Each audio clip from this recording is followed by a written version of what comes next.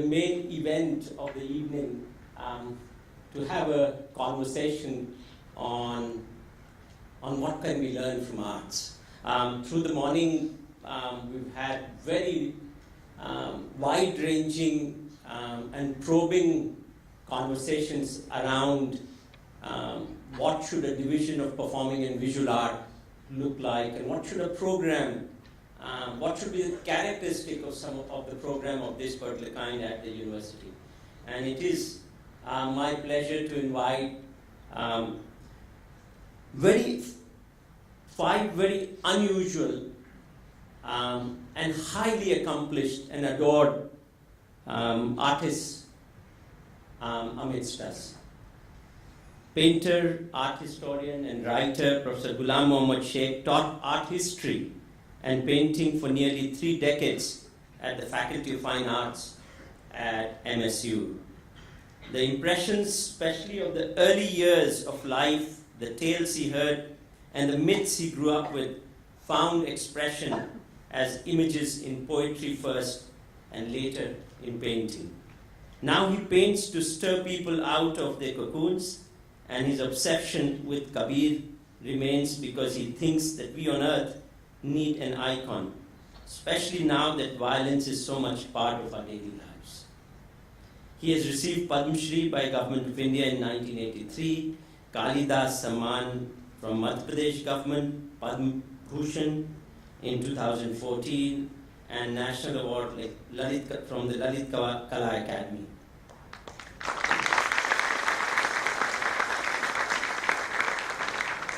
Born into a musically dedicated family, Ms. Shubha Mudgal has been trained by some of the finest musicians in India.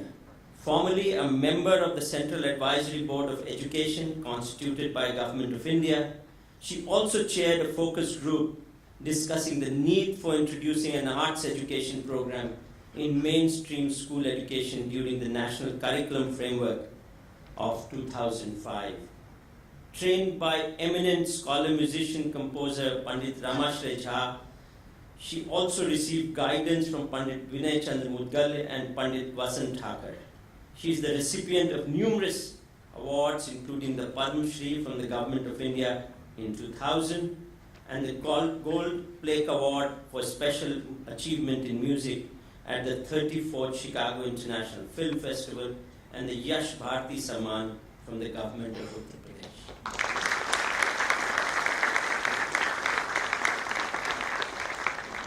Mr. Ranjit Hoskote is a cultural theorist, curator, and poet based in Mumbai. He's the author of 30 books, including biography of Jahangir Sahwala, Pilgrim, Exile, and Sorcerer, and numerous monographs amongst them, The Complicit Observer, Art of Sudhir Patwardhan, and Atul Dodia. Mr. Hoskote curated India's first ever national pavilion at the Venice Biennale, co-curated the 7th Guangzhou Biennale, and was co-convener of Documents, Constellations, Prospects in Berlin. His exhibitions include Bombay Labyrinth, a mid-career retrospective of Atul Dodia, Jahangir Sahwala, a lifetime retrospective, and No Parsi is an Island at NGMA Mumbai and Delhi.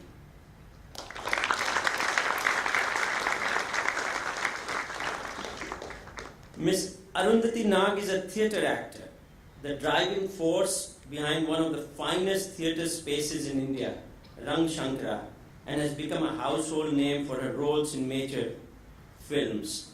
She has been involved with multilingual theatre in India for over 25 years, first in Mumbai, where she got involved with Indian People's Theatre Association and did various productions in Gujarati, Marathi, Hindi theatre, and then Kannada, Tamil, Malayalam, and English in Bangalore. Her first major movie was The Man Who Knew Infinity, in which she played the mother of the mathematical wizard Ramanujan. She's also appeared in movies like Pa, Sapne, Dil Se, Kannada movies including Golibar, Jogi, Andar Bahar, and Malayalam film. Arundhati Ji's career spans over 40 years of theatre, film and television. She is a recipient of the Sangeet Natak Academy Award, the Padma Shri and National Film Award, and many others. And I must definitely mention this one. In one of her articles, she mentions every student who steps into college need not excel academically.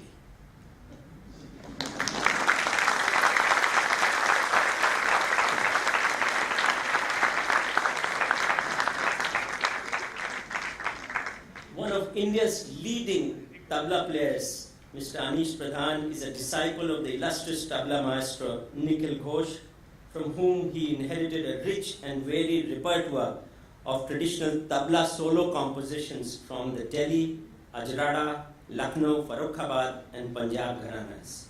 He was Senior Research Fellow at the Department of Music, Media and Cultural Studies, Macquarie University, Australia, and has been awarded the Indian Council of Cultural Relations Chair in Indian Studies at the Coven School of Music, Monash University. Based in Mumbai, Mr. Aneesh Pradhan lives a life that affords him the chance to be in turn performer, composer, student, teacher, research and author. All of us would like to be that. And envious of you.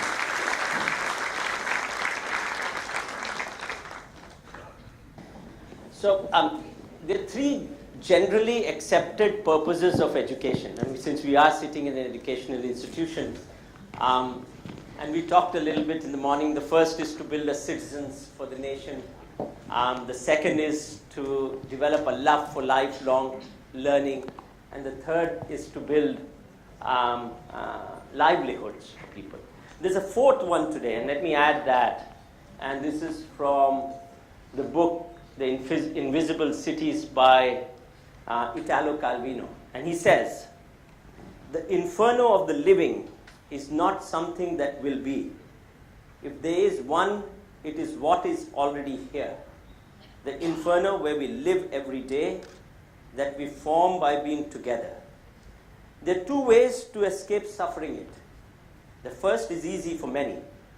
Accept the inferno and become such a part of it that you can no longer see it. The second is risky and demands constant vigilance and apprehension. Seek and learn to recognize who and what in the midst of inferno are not inferno, and then make them endure, give them space. Education is about saving our lives and souls from those of others from such infernos. Today we gather to discuss what we can and should learn from the arts. I'm going to start with Sheikh Saab, and let me take you back a little bit in your memory lane. Please tell us, what was college education like for you? And what did it mean to you? And how did it shape you as well?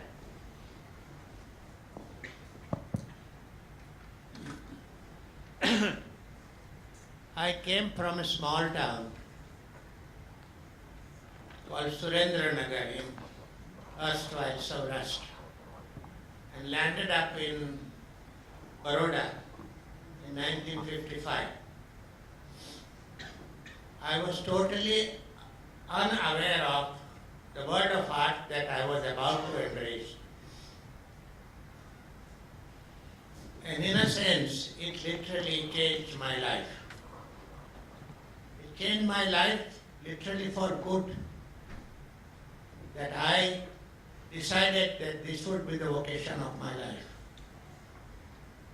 One of the first things that happened to me, and which I again repeat, that it is the freedom that we experienced and enjoyed in a small faculty, which was almost like a family.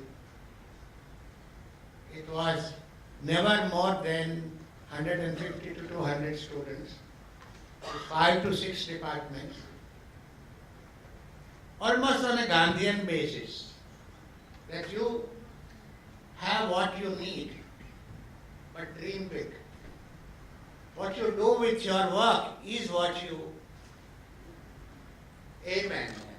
It's not what you have. So we did not have any fancy things, but all basic necessities required in a visual art institution, which the pioneers, in fact 5 of them, and I'll just tell you that they came from different regions.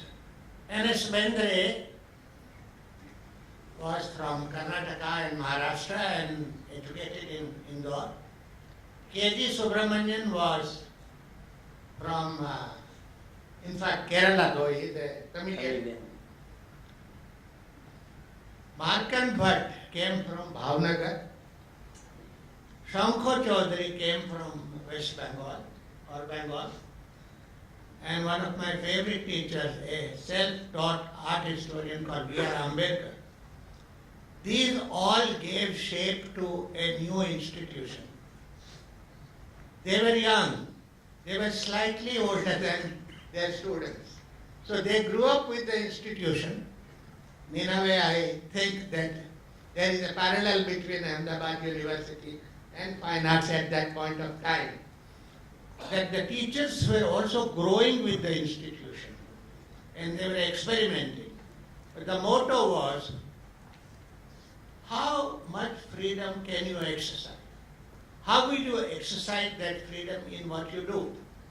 One of the things that they did is that make the institution as open as possible. And they introduced this idea of keeping the studios open day and night. This had never happened anywhere, in any institution. And they realized that education is not always in the classroom. Often education begins the moment you leave the classroom. So there were the studios in which all the students, boys and girls, everybody experimented even at night and worked. So Baroda achieved something in the field of art. Because in its essence, this particular idea of freedom which they instilled in all of us. And they said that you can achieve. It's not something that you cannot. All you got to do is to strive for it. And what they say that we can't make you artists. You see, we don't have a magic wand to turn you into artists. All we can do is to tell you that here are great artists of the world, and so we build a big library so that you can look at what they have done, and then you can learn from their examples. So we cannot turn you, but we can be perhaps conduits. We can be perhaps in between you and the great artists.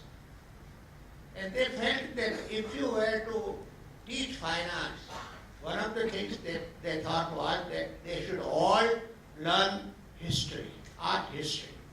This was for the first time in the country that a university had started a course in fine arts, and that they thought that it should not be just a new graduate, but a new citizen. So they thought that this citizen should also be well versed. So it is not just simply kala, but also vidya. So you would have a combination of vidya and kala. So you learn art history, you learn languages, you learn about all other arts, and also learn about the world at large. And they made us feel that we are responsible. Whatever we do, it should reach to whatever audience that there is, and that whatever you do, of course you feel free to do what you want to do, but at the same time see that it is going into the wide world. Well, this was the message they left behind. And I was lucky to have been a student of those, all 5 of them. Incidentally, they all married outside their, whatever you call it, religions. All of them had wives from different regions. So we had a sort of mini India. I am almost making suggestions to you. That we had people coming from all over, gathering in a town which was not supposed to be a metropolitan city. It was a town which was known for music in those days. It was not known for fine arts. But I think some of you know that Baroda is now known for fine arts, that means for painting. So it is something which they dreamt about. So I and one of my teachers, K.G. Subramanian in particular, we both felt very strongly that we must not only teach or tell our students to imbibe this particular spirit, but also carry it forward. And I am very glad that it has been carried forward. Thank you. I hope we can learn from that story as Ahmedabad University and be that influential in this particular city. Shubhaji, you grew up in a very academic family, in a very intellectual city. When did you decide that music is going to be your life? And how did that city play, what role did the city play in that process? I think it was my parents who really had a lasting and abiding influence on the choices I made. My parents were teachers of English literature in the Allahabad University, but they absolutely loved and revered music and the arts. And they went to great lengths to make it possible for me and my younger sister Ragini to really to get the maximum exposure to all arts, not just music. And they encouraged us to study some form of the arts. We chose dance and music. And not only were we given ample opportunities to learn, but there was never any pressure from our parents to say, when are you going to perform? But it was, I think I must thank my mother, and I thank her almost every day of my life, for having actually suggested to me, turned me into the direction of taking music as a full-time obsession for the rest of my life. When I graduated from the Allahabad University, I had studied literature, psychology, and music. And after that, she said, just as I was about getting ready to get admission into a master's course, she said, you know, I can say for certain that the happiest I've ever seen you is when you are learning music. And I think I'd like to give you a year to decide what you want to do with music. Because I think now you've learned music long enough as a hobby. But now if you really want to make it your life's work, you need to concentrate. And you need to decide whether this is your chosen field. And it didn't take me a year. She had given me a year off. It took me about a month.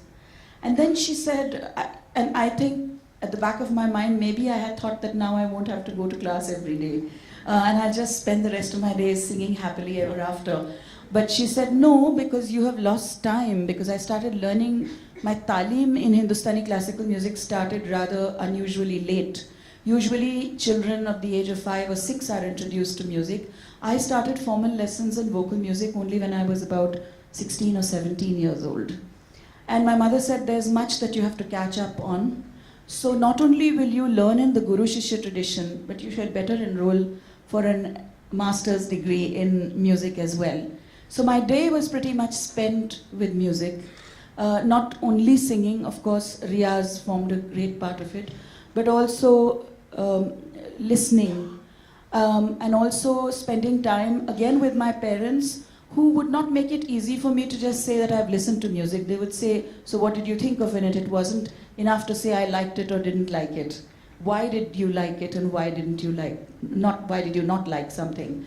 Then I had the opportunity to learn from a wonderful scholar, musician, composer, Pandit Ramashrey Jhaji, who really shaped my voice, really, and spent many, what must have been terrible, tiresome hours for him, really training my voice and my mind to adhere to the discipline of Ragdari music. It is not easy to adhere to that discipline. And I had always had a love of music. I had a fantastic oral memory. I could memorize songs in just one listening. But the discipline that is required for Ragdari music, or for that matter, I guess, for any other discipline, doesn't give you the chance to sort of bask and say, oh, I can learn a song in 5 minutes. It just shows you how much more there is to do. And I was very fortunate to have had parents and gurus who made it possible for me to see this. Ranjit, you have engaged with the arts through writing and through curating exhibitions. What drew you to arts, and what does that mean to you? Frankly, it began at home. I belong to a generation that finished school in the mid-1980s. And for that generation, the pressure tended to be from parents to go to engineering or medicine or some such professional course that was guaranteed to make someone out of you. I had the opposite pressure at home. My parents were convinced I should go to art school. And unfortunately, rather misguidedly, I went to the natural sciences and then did a course correction and moved to political science. But by that time, I'd begun to really have this larger sense of what my parents really meant when they placed so much value on the arts. Also, it's an extended family that includes filmmakers, people in theater, musicians, and so on. So for me, growing up meant growing up in the arts. And I was also immensely fortunate to grow up in a Bombay where the worlds of the various arts were not segregated, not narrowly professionalized as I suspect they are today. So as I was growing up, there were artists like Jahangir Sabawala, Badri Narayan, Akbar Padamsi, who I gravitated to. Equally, poets like Nissim Ezekiel, Adil Jasawala, Prabodh Parekh, architects like Charles Correa and Rahul Mehrotra. This sounds like a long list of names, but I really owe all these people something, because in their own distinctive way, each of them opened up a doorway, a form of consciousness for me. Filmmakers like Kumar Shahani and Arun Khopkar. I also say this because many of these interactions that not only I, but many of us in my generation had, you will not find these recorded in any formal intellectual history of our times. A lot of this was the oral tradition. I keep harping on the oral tradition, and people tend to think that I'm sort of old-fashioned. But the oral tradition is strongly with us. I think you spoke of education. I think a lot of education that took place, certainly in those years, continues today, is through this kind of osmotic exchange. So, to me, that is what the arts have always meant. It's not a place where you take up a position against another. It's not a place where you focus narrowly on one of the arts. What the arts promise, if anything, is variousness, is versionality, it's unpredictability. And for me, there's never been any doubt that you gain, no matter what kind of artist you are, you gain from the productive collision among different art forms. You know, our director of admissions who's sitting up there should just take that clip and play to all the parents of students that she's talking to, who are wanting to send their children to one side or the other. Aneesh, I'm going to switch a little bit, and come back and ask you, why do you think the arts are unique? And now, what does it do to a person living in this society? I mean, we've heard 4 people tell their own narrative, tell how arts has been so important to them. But in general, why is arts unique? Why should we worry about arts? And what does it do to all of us living in this society? Does it bring us close? Does it separate us out? What does it do? I think first and foremost, I think for us to be human beings, I think it's important for us to express and to communicate. That's when we are part of a society. And I think arts instills in us various ways of expressing, of communicating. And that's why it's very important, I think, that we have arts as an integral part of our very existence. You also told us this morning that actually you studied history. Yes. And how did history and tabla come together? Oh, I was interested in history, like tabla. I was interested in history since school days, and in school, of course, it's more story than history. But as years went by, and then I was doing my undergrad, I got more interested in it, and then subsequently post-graduation too. And I think it was in my final year of my master's that I did a paper in history of Bombay. That time it was history of Bombay, not Mumbai. And that got me thinking, because that city has been a melting pot for various kinds of cultures and subcultures. And in particular, for Hindustani music, it has been a major position in our musical history. So practitioners from North and Central India, from Goa and neighboring regions, came to Mumbai and settled there. There was a lot of exchange of ideas, both in Mumbai and in Kolkata. So because these were colonial cities, and for livelihood post 1857, that's when musicians moved here, both male and female musicians, courtesans. So that's why it was very important. And at that point, I was already performing. I started as a student of music at 6. By 11 or so, or maybe even a little before that, 9 maybe, I was already doing little children's programs. So when I didn't even know what the stage was like. So by the time I was at my graduation level, I was already performing. So I needed to discover for myself what is it to be a performer in the present situation. In the present, because my parents, I have to tell you about that as well, because my father was a journalist, my mother a lawyer, and so it was very much a maverick household. Both, my father was a freedom fighter during Quit India, etc. Both my parents took part in the labor movement. At some point they were political activists as well. So all that put together, there was a very liberal upbringing. I mean, all kinds of ideologies were discussed at home every day. And then in my student life, for a while I was in student politics as well. So all this, and that's when I was being told by my student friends that, hey, what are you doing classical music for? That's elitist. You should be doing folk music. The music of the farmers, all those things. And I don't regret going through that phase because it made me think.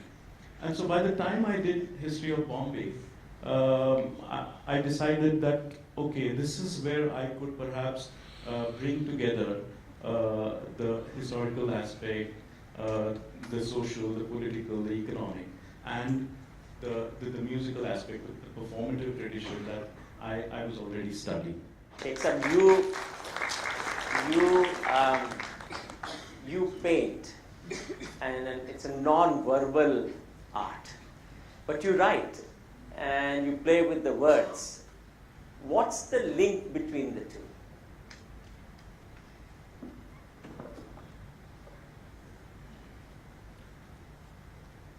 It's not that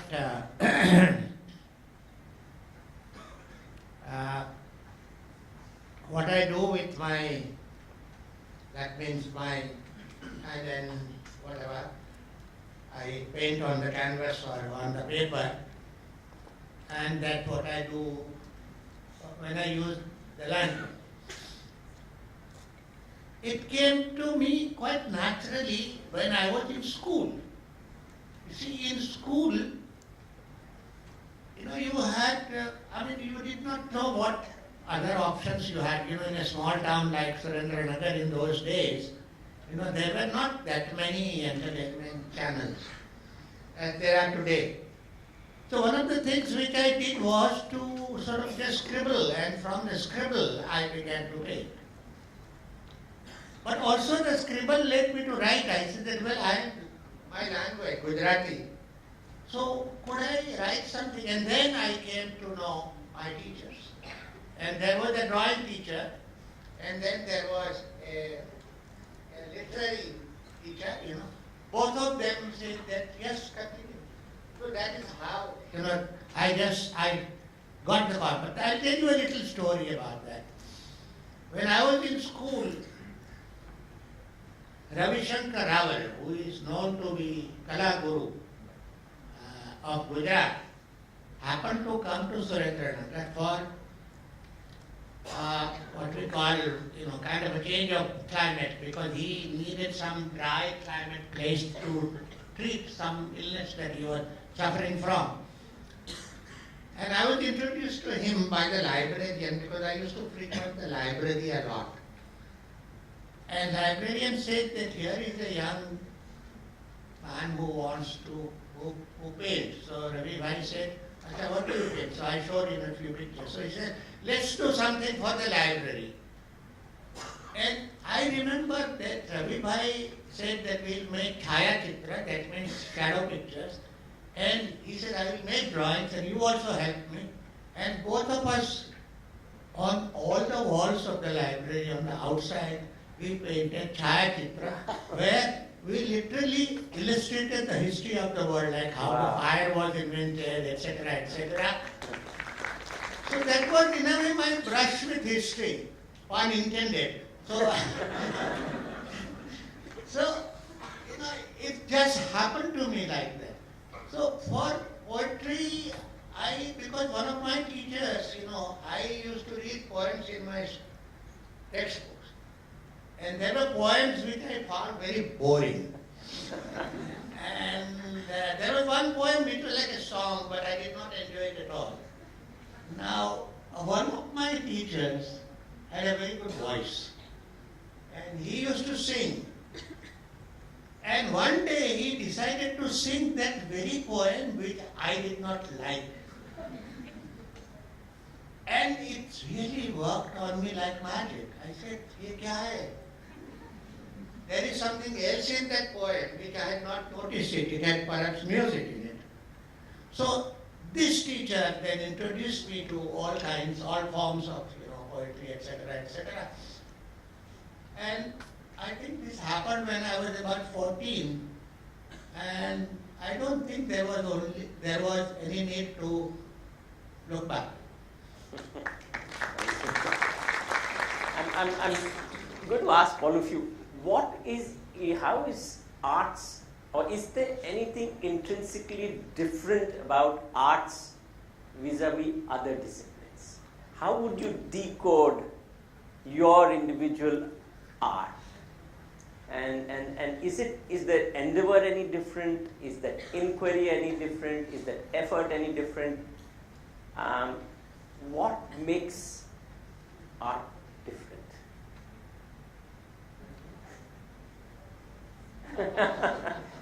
I think the practice of art, and particularly in my case, tabla, so the physicality of it, something you do with your hands, other than the cerebral, the emotional, that shows physicality. And for several years, Yes, years and years and years, it's part of muscle memory, stamina building, etc. Some things that you would associate with sport, for instance. So that definitely is one of the distinctive factors. Alongside that, you are taught repertoire, you're taught how to improvise, particularly in the Hindustani tradition. So how to elaborate on a theme. So you're writing musical essays, basically. So that part is going on constantly too, alongside the physicality. So I think I'm not sure whether other disciplines really address those. Address that in that extended. Yes. Well, perhaps I may say that it is a kind of madness. Something which the society does not allow you to exercise. Something which comes through your calling. Something which tells you within you that this is what you ought to do. And if you do it, how would you do it? You won't do it just as kind of a casual exercise. You'll put it in practice as though this is something which is part of your life.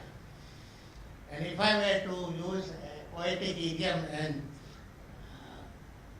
with sort of apology to Arun Kolatkar, I would say that once you get into that stage in art, you eat art, you drink art, you sleep art, and there is still art to spare.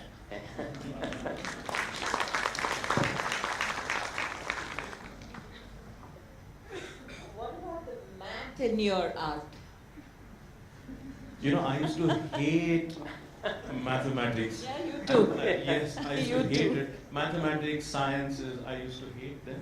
And I thought that after my 10th standard, I've had enough of it, quadratic equations and everything. And so, yes, I did arts right through. No, but the math but the in your musical tabla. mathematics Yeah. continued. But I never saw it as mathematics. One reason was also because of the kind of music education that I went through. So, as you all know, that tabla, you can verbalize all the syllables, but it's non-literal. So it's mnemonic syllables that you're memorizing. So one aspect of that is to look at it purely as mathematics within a certain cycle of matras or time units, etc., etc. And the other is to look at it as sheer poetry and look at it through the language of the instrument. So my talim went through that phase. Of course, I learned the mathematical aspect, but the inclination was more towards the poetic part. Well, I have something to share. Math was this devil in my life, right? And about 10 years ago, I met this lady who was a PhD in math. And I said, wow, PhD in math. So she looked at me and she said, no, there's nothing special. If you speak and perform in 5 languages, that means you have a mathematical brain. Your application is not in numbers, but it's otherwise in the language. And you have no idea how I was vindicated in that moment. I said, wow, okay, so I also have a mathematical mind. But, that's just the funnier side of it. But I think that, like I said, I was saved by theatre. It is really one of the most generous art forms because, of course, to attain the higher levels of becoming a very, very fine, developed actor or impersonator, then if you want to be like Nasiruddin Shah, I think he's a very good actor, then तुम्हारी तालीम भी उतनी ही होनी चाहिए. But everybody in this room can engage with theatre because that is what you do every day. When you leave your bedroom, when you leave your house, you put on another face, you're ready for the world. And how do you conduct yourself? We are constantly doing performance everywhere we go. We are trying to be nice to people we don't like. We are being horrible to some people we should be nice to. And if you just want to kind of hone those skills, then come to theatre. You might just as well do them better. It helps you recognize what your voice is like, how the tenor is, which words you need to use, which words you need to stress, the defects in your body. Everybody is defective, but how do you make everybody look good? How does everybody present itself? I think those are just the basic things about theatre, and then of course it allows you to understand one another, interpersonal relationships, and deal with so many situations. I mean, I have done the role of a mother who loses a son when I was about 17 years old. That was Brecht's Mother Courage, Frau Karar and her rifles. And many years later, I was to lose a very dear person in my life. And somehow, something comes from that strength that was embedded in the story of Frau Karar that informs you. That informs you. You don't do it right away, but something informs you. Because once you have read a line and understood it, it stays with you. It becomes yours. It becomes part of your vocabulary. So I think theatre gives you so many things. It is an amalgamation of all the arts. So you have a visual aesthetic, you have music, you have set design, here comes architecture, engineering, voice, everything. Let me open this for a few questions. I think it's, sorry, please. I want to add. Since you asked about arts and science, and this was also raised in the morning, I had a kind of a mentor, who used to practice what is called pure math. And his view was that in pure math, you work with figures. And he used to joke that you also work with figures, but in a different sort of way. But he said that we work with figures in such a manner that there is literally a search, which reaches you, in a way, at a level, at a creative level. And that comes very close to the kind of, creative intensity that the artist achieves. If I am not mistaken, even Einstein somewhere said that. So, I think sciences and arts are not that terribly divorced as one would assume, one would think it to be. There are levels at which, you would perhaps, perhaps come close to each other. And I think perhaps some scientists from the audience might be able to elaborate it a little better. Let me take a few questions. I think we're nearing the end of this conversation. We can kind of go on, but is there... Namaste. My name is Haley. I'm a third year student of Life Sciences. Actually, the thing is that I am extremely passionate about music. My dream is to be the best entertainer. Seeing people enjoy my art is money for me. My question is, I'm interested in two arts, which is singing, that is vocals, as well as dance. I want to be best in both worlds. I want to be best simultaneous in both of the things. And I have been guided till now to eliminate one of them. That Haley, just focus on one of them, you can't be both. But I think that with my intuition, I want to do both at the same time and entertain people. So I just want a little guidance that, is it fine to have that dream, and would it be possible to be best in both of the worlds at the same time? Thank you. Well, not so long ago, the two, that is dance and music, were practiced very often by the same person. So in fact, in India, we have the tradition of women who used to both sing and dance. It's only when people got to weigh as much as I do that they started.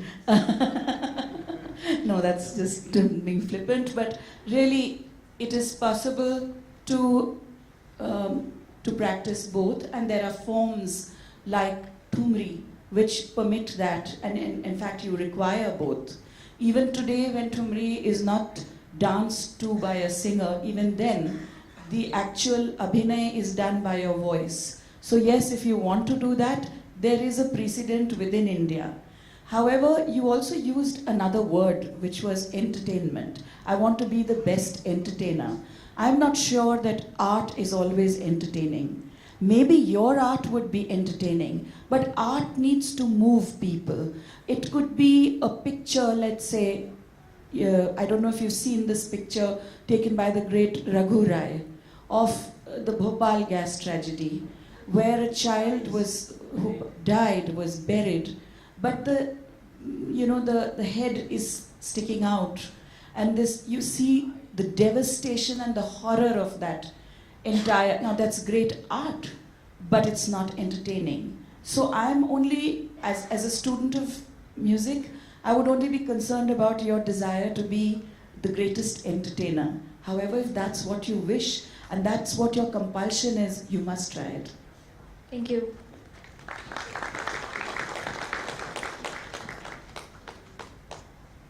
I have a question to any one of the panelists who would like to answer. I think it follows from the previous answer that Shobha ji gave. In art, is content important or the form or both? And if content is important, then a lot of our traditional dance and music that we see, for example, in music, you have a lot of traditional bandish, but doesn't come across bandish that is contemporary. Same thing is in Indian dance form. A lot of content continue to be very, very traditional, very religion-based. So how does the panel react to this? And that why don't we have much more experimentation in content as well, in classical dance and music? Experiments have been made. For instance, Chandralekha. I do not know whether you are aware of Chandralekha, who worked, and she wove contemporary themes into her performances. And there are a few others also. I think even perhaps there are several other. Kumar Gandharv, the great vocalist, conducted many experiments. A lot of his compositions, since you mentioned the element of mythology and religion, his works were dealt with everyday happenings in life as well. So experiment has been going on, but not. Everybody's experiments don't sort of get the same recognition and don't have the same impact that some do.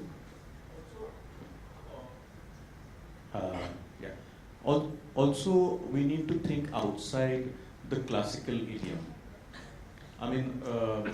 Hindustani music or Carnatic music or all the classical dances are just one part, one element of the many, many musical and dance streams that flow through the country, and there's so much of diversity. So unfortunately, we restrict our discussions only to these, A. And B, we only think of the sacred within this. Whereas there are many secular themes. If you're talking about flowers and trees, that's not really religion specific.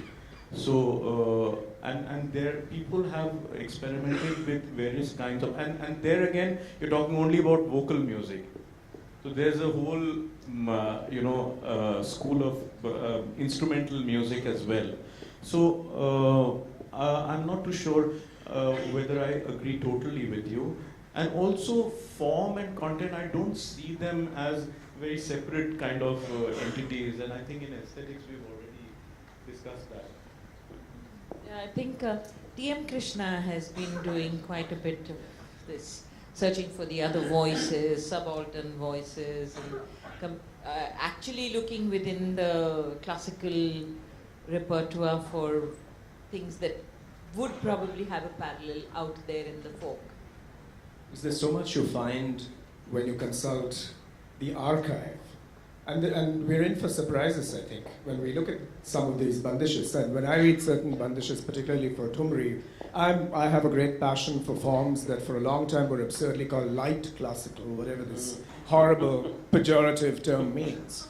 But if you look at Kajris, Thumris, Tappas, there is an entire life of female consciousness, of labor, of What do the bandishes tell us? I mean, there's often talk of indentured labor. You sense what is going on. Juridical and social processes of violence, of the erotic as well. So there is all that richness, and I don't think that we can easily throw that archive away in the quest for newness. So one form of newness is also excavating all these things that we haven't looked at. The other day I was looking at the bandishes of the Agra Gharana. Suddenly you find a composer with a Hindu name who was drawing on Sufi ideas, or a composer with a Muslim name who is extolling divinities who happen to have Hindu names. This tells us about the confluentiality and syncretism within our culture, which is under incredible attack today. So once again, if you consult the archive of the bandishes, there's something else that is redemptive and transformative in terms of cultural energy. Okay, one last question. Okay. And then, I heard from some of you that there's a sort of a bit of a difference between the artist and the scientist. But I want to reiterate what Mr. Gulam Mohammed Sheikh said. I'm a theoretical physicist, and I actually, when I hear all of you, I can hear myself. When you talk about what your life as an artist is like, you say it involves creative work. It involves riyaz, a lot of hard work and effort. It makes your heart sing. There's a bit of the physical in what you do, and you all didn't sort of mention it too much, but in a sense, your art does appeal to a large number of people. To some of us who do science, much of this also applies. It involves a lot of hard work. You have to do whatever physics, chemistry, biology, mathematics for many years. It's very creative. Once you become a scientist, our job is to actually come up with new theories. It involves beauty, because when my equations sing to me. When I look at them, it does make me feel happy. When I can recognize a pattern in it that I hadn't seen before. And I can run into my colleague's office and say, you know what? Look, this is the same as that. And she will smile. Just as you might show your art to another artist, and she will say, this makes me happy. Perhaps some differences are there. Your art, I must admit, appeals to more people than my mathematics and physics. And the physical, some of us, like my colleague here, who's an experimental biologist, yes, uses his hands more than I do. In that sense, I don't use all my sense organs, and maybe the theoretical scientists don't, but the physical, those who are in more experimental sciences do. But not in the way you do. Your fingers, your paintbrush, and all of that, and the way you move yourself on the stage is very essential to what you do. It's part of the creative process. For us, it is. It's not as crucial. It's just a way we use our bodies, perhaps, to do the science and to be creative. But it's not really that much a part of the creative process. But you're no different from us.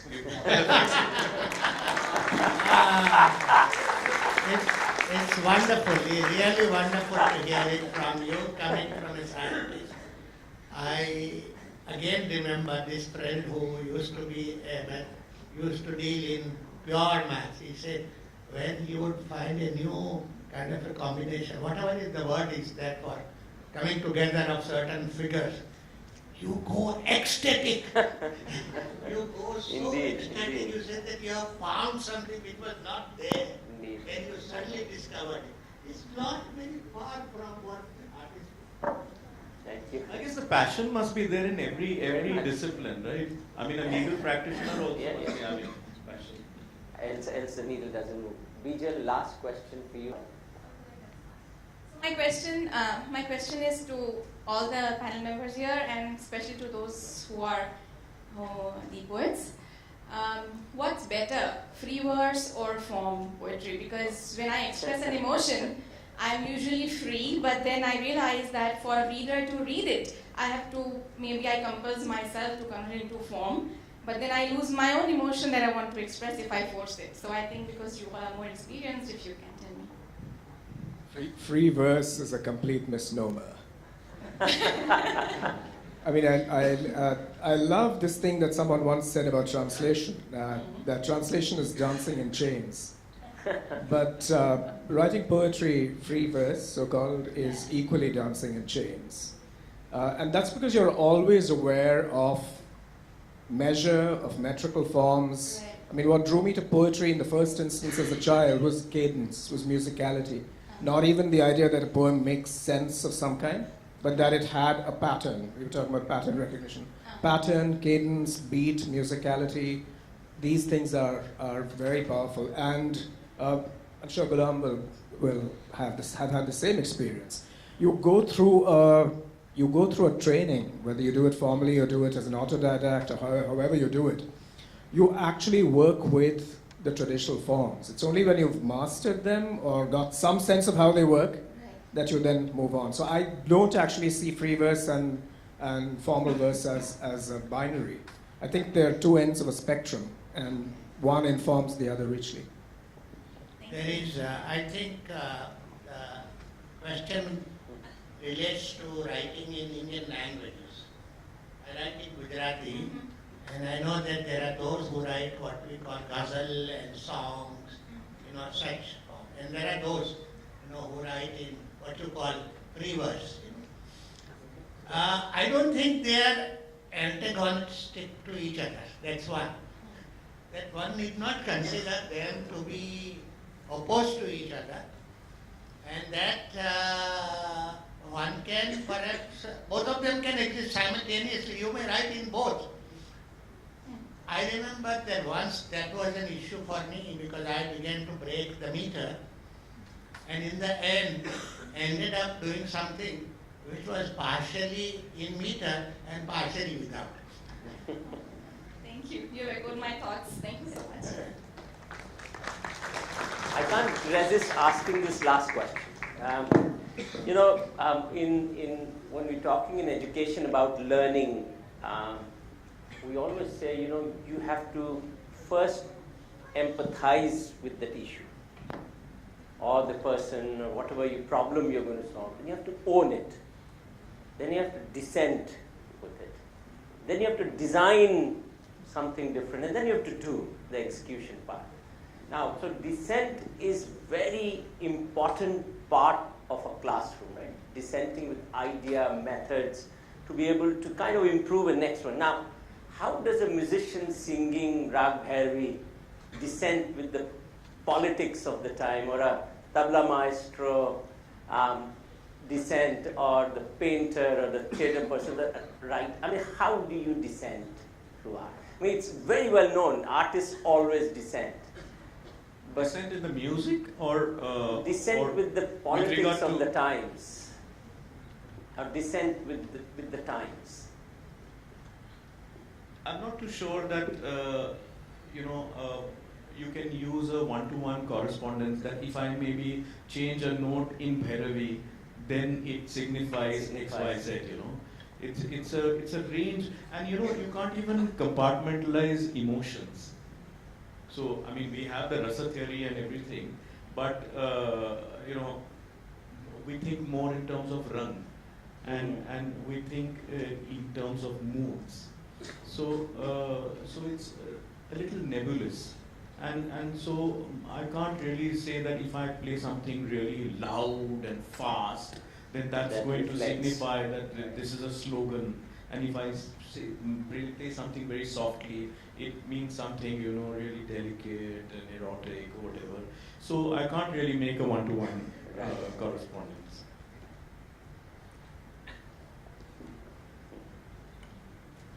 It's such a complex process, first of all.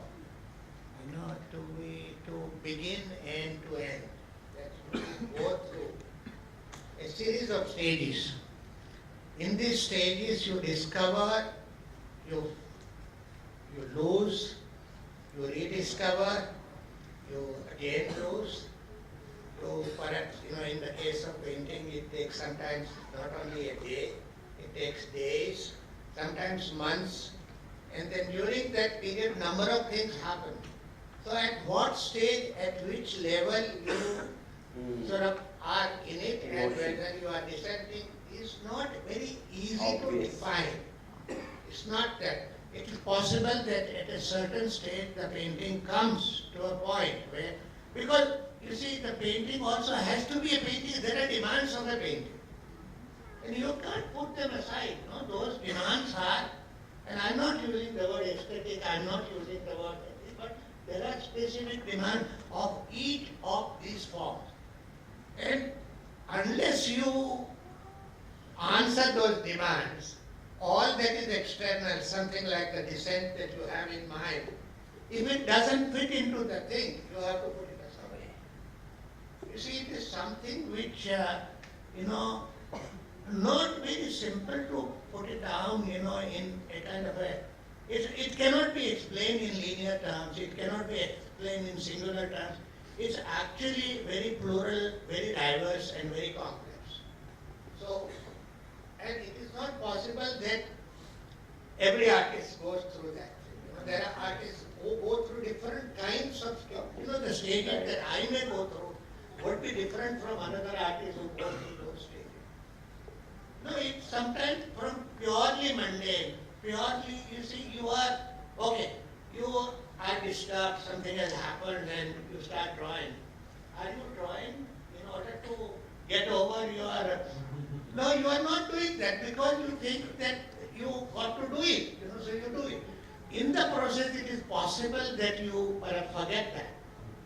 But there are stages in which you perhaps even reach some kind of a point at which painting begins to demand. It makes its own demands. And you have to answer those demands. And you got to be fully aware of those. If you do not do, then the painting perhaps does not yield to it. In my case, I remember I used to overpaint. I would make a painting, and after a few weeks or something, I look at it and I said, what have I done? This is not what I wanted to do. So I would paint over it. That means painting, and how many stages would it go? I would have gone through multiple stages in the first place. Then I would go through similar stages. I suppose almost all artists go through these. So it is not very easy to put one, it's not one to one. I think we can keep going on this conversation. I have to bring it to a close, and thank you very much. Round of applause for a wonderful conversation and illuminating one.